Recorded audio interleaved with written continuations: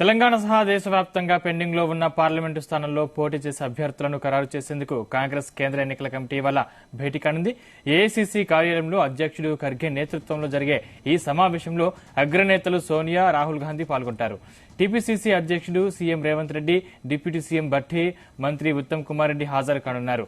తొలి జాబితాలో 4, రెండో జాబితాలో 5 అభ్యర్థుల్ని కాంగ్రెస్ ప్రకటించింది. 1-2 మినహా అన్నింటికీ మిగిలిన అభ్యర్థులు చేసే అవకాశం ఉంది.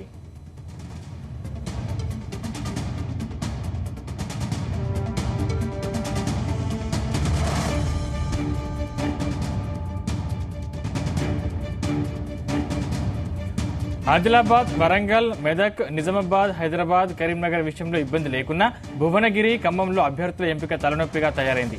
మరోవైపు సామాజిక సమతుల్యత పాటించడం సవాలుగా మారింది. బీసీలకు ప్రాధాన్యం ఇవ్వాలన్న అంశంపై చర్చ జరుగుతోంది.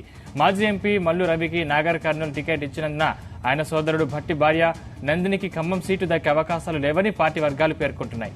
ఇక్కడి నుంచి మంత్రి పొంగులేటి తమ్ముడిని నిలిపే అవకాశాలు ఉన్నట్లు తెలుస్తోంది. భువనగిరి నుంచి చామల కిరణ్ కుమార్ రెడ్డి, కోమటిరెడ్డి రాజగోపాల్ రెడ్డి భార్య లక్ష్మి ప్రయత్నాలు చేస్తున్నారు.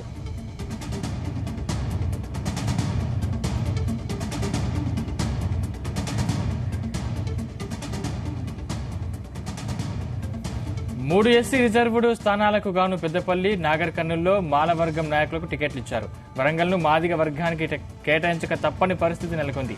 ఈ సీటును దుమ్మేటి సాంబయ్యతో పాటు డాక్టర్ రామగల్ల పరమేశ్వర్ ఆశిస్తున్నారు. పరమేశ్వర్ గతంలో బీఆర్ఎస్, బీజేపీ నుంచి పోటీ చేశారు. ఏఐసీసీ పరిశీలనలో ఈ ఇద్దరి పేర్లు ఉన్నట్లు పార్టీ వర్గాలు తెలిపాయి. ఇటీవల ఉద్యోగానికి రాజీనామా చేసి రేవంత్ సమక్షంలో కాంగ్రెస్ లో చేరిన ఆత్రం సుగుణకు ఆదిలాబాద్ అభ్యర్థిత్వం దాదాపు ఖాయమైనట్లేనని తెలుస్తోంది. నిజామాబాద్ కు జీవన్ రెడ్డి, మెదక్ కు నీలం మధు, కరీంనగర్ కు ప్రవీణ్ రెడ్డి ప్రయత్నాలు చేస్తున్నారు. ఇదే అంశానికి సంబంధించిన మరిన్ని పూర్తి డీటెయిల్స్ మా ప్రతినిధి యాకేష్ అందిస్తారు. Yakesh, good morning Sandeep. Congress party Lok Sabha అభ్యర్థుల జాబితాను ఇవాళ ప్రకటించే అవకాశం ఉంది. ప్రధానంగా 8 స్థానాల్లో కూడా అభ్యర్థుల ఎంపికకు ఇవాళ కాంగ్రెస్ ఎన్నికల కమిటీ ఢిల్లీలో సమావేశమవుతుంది. ఈ సమావేశానికి సీఎం రేవంత్ రెడ్డితో పాటు ఉప ముఖ్యమంత్రి బట్టి విక్రమార్క, అటు మంత్రి ఉత్తమ్ కుమార్ రెడ్డి వీళ్ళందరూ కూడా ఇప్పటికే ఢిల్లీ చేరుకున్నారు.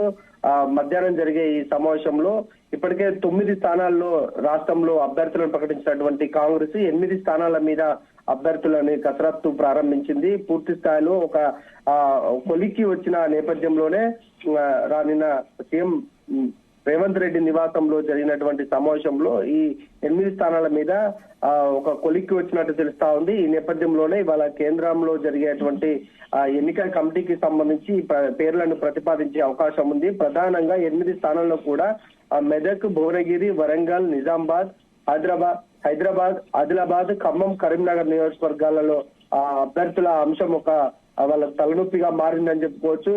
అనేక మంది పేర్లు కూడా ఈ పార్లమెంట్ నియోజకవర్గంలో తెర మీదకి వచ్చినప్పటికీ కూడా ఎవరికి ఇవ్వాలనేది కొంత కాంగ్రెస్ పార్టీ కసరత్తు ప్రారంభించింది. స్క్రీనింగ్ కమిటీలో కూడా ఒక ఏకాభిప్రాయం వచ్చిన తర్వాతనే వీళ్ళందరి పేర్లు కూడా అంటే ఎక్కడ కూడా ఆయా నియోజకవర్గాలలో ఎక్కడ గొడవలు లేకుంటే ఇతర అంశాలు తలెత్తకుండా ఒక ఏకాభిప్రాయంతో ముందుకెళ్తున్నట్టు తెలుస్తా ఉంది. అందులో భాగంగానే ఇవాళ 8 స్థానాలకు అభ్యర్థుల పేర్లు అయితే ఒక ఖరారు చేసుకున్నారు. ఈ అంశాలన్నీ కూడా ఇవాళ జరిగేటువంటి కాంగ్రెస్ కేంద్ర కమిటీ ఎన్నికల సమావేశంలో ఈ పేర్లను ప్రతిపాదిస్తారు. దాని తర్వాతకి ఈ 8 మంది పేర్లను ఇవాళ ప్రకటించే అవకాశం ఉంది. ప్రధానంగా ఇందులో ఎక్కువగా పోటీ ఉన్న నియోజకవర్గాలను తీసుకుంటే భువనగిరి, ఖమ్మం పార్లమెంటు పరిధిలోనే ఎక్కువగా పోటీ ఉన్నట్లు తెలుస్తా ఉంది. ఈ 2 నియోజకవర్గాలలో కొంత అభ్యర్థుల ఎంపిక ఉంటుందా ఉండదా అనేది కూడా కొంత ఆసక్తిగా మారింది. ఎందుకంటే ఖమ్మంలో ప్రధానంగా అటు పొంగులేటి సోదరుడు ప్రసాద్ రెడ్డి, అటు మల్లు బట్టి విక్రమార్క సతీమణి నందిని టికెట్ ఆశిస్తున్నారు. అయితే ఇప్పటికే ఆ బట్టి సోదరుడికి నాగర్ కర్నూలు టికెట్ మల్లు రవికి ఇచ్చినటువంటి నేపథ్యంలో ఖమ్మంలో కూడా మరొక టికెట్ ఆ కుటుంబానికి వస్తుందా అనేది కూడా కొంత పార్టీలో అయితే చర్చ కొనసాగుతుంది. అందుకనే ఈ 2 స్థానాలతో పాటు అంటే ఖమ్మంలో బట్టి సతీమణితో పాటు మరొక 2 కూడా తీవ్రంగా పోటీ పడుతున్నటువంటి పరిస్థితులలో ఖమ్మం టికెట్ ని తేల్స్తారా, క్లియర్ చేస్తా అంటే ఇంకా పెండింగ్ లో పెడతారా అనేది కూడా కొంత తెలియాల్సింది. పార్టీలో కూడా చర్చ జరుగుతుంది. అయితే ఇంకో భువనగిరి స్థానంలో కూడా ఇదే సందిగ్ధత నెలకొంటుంది. చామల కిరణ్ తో పాటు బట్టి అంటే కోమటిరెడ్డి సోదరుడు అక్కడ కూడా టికెట్ తన భార్యకు ఇవ్వాలనేది వాళ్ళు కూడా అడుగుతున్నటువంటి నేపథ్యంలో భువనగిరి స్థానాన్ని కూడా కొంత పెండింగ్ లో పెట్టే అవకాశం కనిపిస్తా ఉంది.